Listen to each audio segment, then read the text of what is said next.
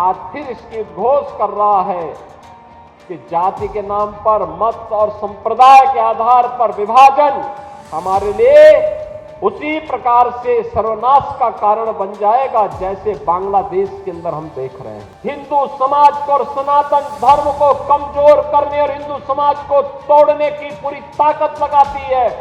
इनके मुंह पे लगता है किसी ने फेविकोल चिपका दिया है, ऐसे लगता है कोई टेप इनके मुंह पे चिपक चुका है। कोई कैंडल मार्च बांग्लादेश की घटना को लेकर के नहीं इनके द्वारा निकाला जा रहा है। जो लोग आज भी आपको बांट रहे हैं, बहनों और भाइयों, ये आपके हितैषी नहीं हो सकते, कभी नहीं हो सकते। वो सतुआ बाबा तो जोड़ने का काम कर ही रहे हैं, और जो इस समय नहीं जुड़ेगा तो अंतिम समय में तो उसको सतुआ बाबा की शरण में वहां जाना है। काशी में मणिकर्णिका घाट में बैठते हैं।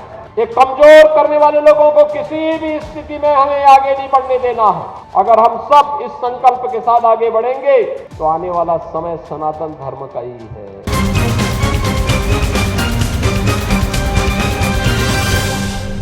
आज से 726 वर्ष पहले जिस दिव्य महापुरुष का प्रकट इसी प्रयागराज की धरती पे हुआ था,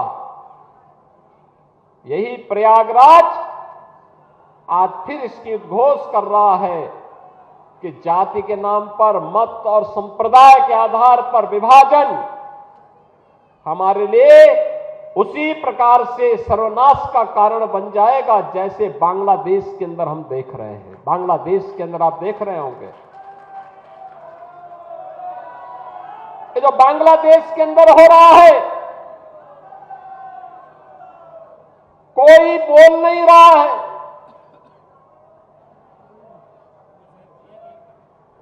सेकुलरिज्म के नाम पर ठेका लेकर के चलने वाले वे लोग जिनकी दुकानें हिंदू समाज को और सनातन धर्म को कमजोर करने और हिंदू समाज को तोड़ने की पूरी ताकत लगाती है, बांग्लादेश की घटना पर इनका मुंह बंद है।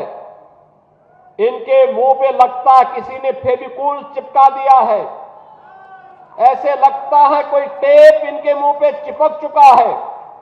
इनके मुंह से एक भी शब्द नहीं निकल रहे हैं। कोई कैंडल मार्च बांग्लादेश की घटना को लेकर के नहीं इनके द्वारा निकाला जा रहा है, और यह हम सब के लिए एक चेतावनी भी है। एक चेतावनी भी है। हमारे संत समाज को जोड़ने के लिए पूरी युक्ति करता है, और जब संत समाज एक मंच पर आकर के उद्घोष करता है तो परिणाम भी आता है। जैसे आपने देखा होगा अयोध्या में श्री राम जन्मभूमि पर भव्य राम मंदिर का निर्माण,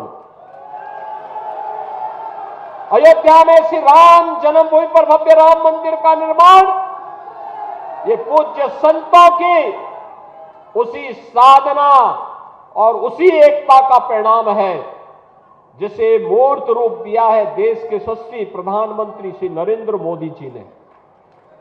आप याद करिए, यह देश 1947 में आजाद हुआ। आजाद होने के बाद देश को प्रधानमंत्री मिल गए। 1952 में पहला आम चुनाव होता है। तब से देश ने कई प्रधानमंत्री देखे।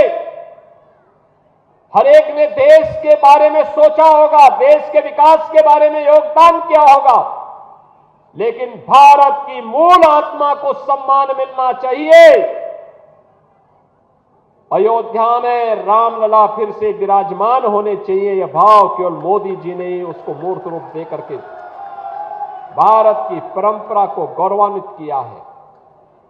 मोदी जी पहले प्रधानमंत्री हैं जो श्री राम जन्मभूमि में दर्शन करने के लिए गए, राम मंदिर के शिलान्यास में गए, रामलला के प्राण प्रतिष्ठा समारोह में भी गए, और मंदिर निर्माण का कार्य पूर्ण होने के उपरांत जो शुभ मुहूर्त मिला था,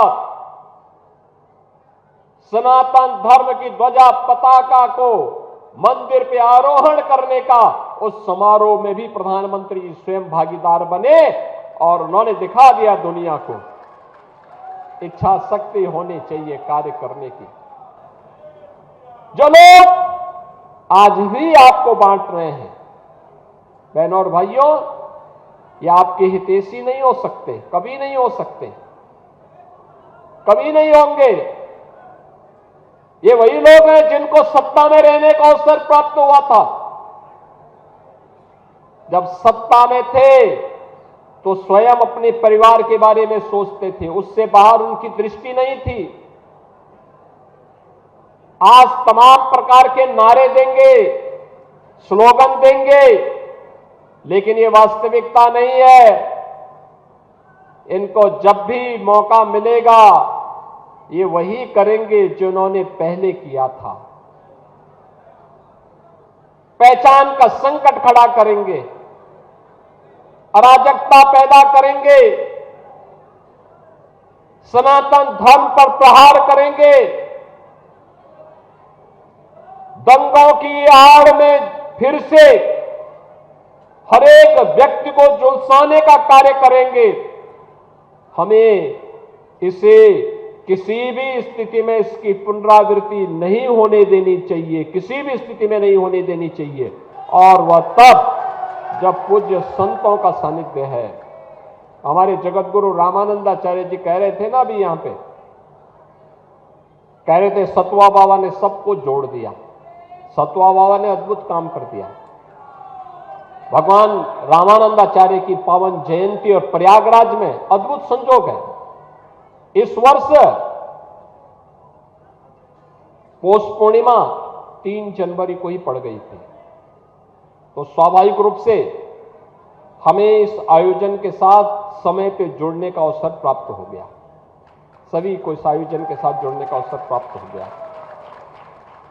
सभी लोग यहां आ गए और हमने सतवा बाबा से भी कह रखा है, जगत गुरु रामानंदाचार्य जी से भी कह रखा है, सबको हमने कहा भी दारागंज में बातचीत करिए और उस परिवार जहां पे जिस परिवार में या जिस स्थल पर जगत गुरु रामानंदाचार्य जी का प्रकट हुआ था, जहां वो प्रकट वहां पे उस भूमि पर उनका स्मारक और उनका मंदिर बने, सरकार उसमें सहयोग करेगी। एक बार बातचीत करनी चाहिए।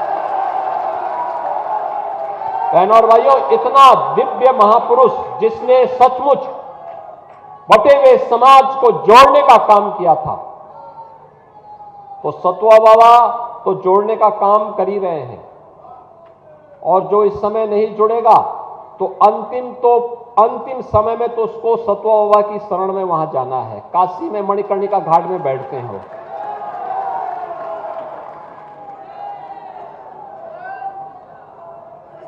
क्या पावन जल है। आप अनुमान करिए, आज से 10 साल पहले, 8 साल पहले क्या ऐसा मिल पाता था क्या? देखो, जब राम भक्त और कोई गंगा भक्त देश की सत्ता में रहता है, ऐसा दिव्य अवसर तब प्राप्त होता है। देखो, मोदी जी ने चमत्कार कर दिया ना, नमामि गंगे के माध्यम से मां गंगा के प्रति अपनी कृतज्ञता को ज्ञापित करते हुए कोई भारत माता का सच्चा पुत्र ही ऐसा काम करेगा जो मोदी जी ने करके दिखा दिया। कितनी दिव्य अनुभूति हो रही है। जो भी जा रहा है मोदी जी को आशीर्वाद दे रहा है, जो भी स्नान कर रहा है उनके प्रति आभार व्यक्त कर रहा है। आभार और आशीर्वाद के शब्द इस बात को लेकर के हैं कि आज मां गंगा की अविरलता और निर्मलता हमारे माघ मेला को, कुंभ मेले को, महाकुंभ के आयोजन को और भी दिव्यता की ओर की अनुभूति करा देता है। जिसकी भी इच्छा नहीं होती आकर के लाखों लोगों को देखता है। मैं पौष पूर्णिमा को देख रहा था, प्रशासन का अनुमान था कि 10 से 15 लाख लोग आएंगे। मैं कहता था 20 से 25 लाख लोग आएंगे और आए 31 लाख श्रद्धालु। 31 लाख, और पिछले 5-6 दिनों में 1 करोड़ श्रद्धालु स्नान कर चुके हैं। ये है सनातन आस्था। इस सनातन आस्था को मजबूती प्रदान करने के लिए डबल इंजन की सरकार सदैव आपके साथ में है, आपके साथ खड़ी है। आप सबका दायित्व बनता है, हम सबका दायित्व बनता है ये बांटने वाले लोगों को, तोड़ने वाले लोगों को हम कभी पनपने न दें, पनपने न दें। ये कमजोर करने वाले लोगों को किसी भी स्थिति में हमें आगे नहीं बढ़ने देना है। अगर हम सब इस संकल्प के साथ आगे बढ़ेंगे तो आने वाला समय सनातन धर्म का ही है।